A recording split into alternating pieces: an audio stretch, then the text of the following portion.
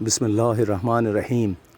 دیکھیے، یہ ہے ویڈیو ڈینگی کے بخار کے مریضوں کے لیے۔ یہ درخت جو میں دکھا رہا ہوں اسے کہتے ہیں نر پپیتا۔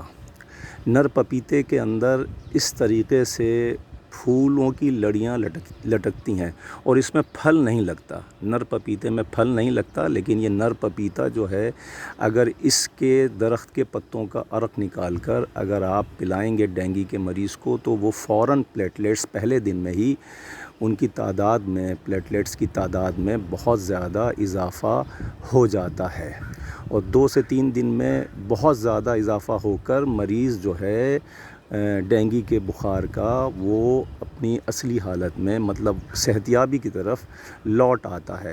اور اگر آپ مادہ پپیتے کے درخت کے پتوں کا عرق نکال کے پلائیں گے تو اس میں 1 ہفتہ لگ جاتا ہے، کبھی 5 دن لگ جاتے ہیں، کبھی 10 دن لگ جاتے ہیں۔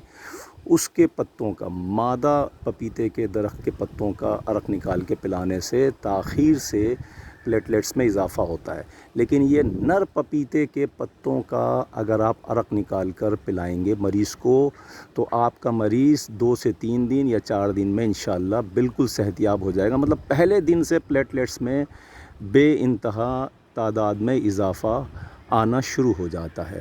اس ویڈیو کو زیادہ سے زیادہ شیئر کیجئے تاکہ پاکستان میں جتنے بھی ڈینگی کے مریض ہیں وہ اس ویڈیو کو دیکھ کر فائدہ اٹھا سکے اور ان کی نالج میں آ جائے کہ نر پپیتے کے پتوں سے ڈینگی کے مریض کو فائدہ ہوتا ہے، مادہ پپیتے کے درخت کے پتوں سے فائدہ دیر سے آتا ہے، اور ہر آدمی چاہتا ہے کہ ہمارے مریض جلد سے جلد صحتیاب ہو جائے۔ انشاءاللہ، والسلام۔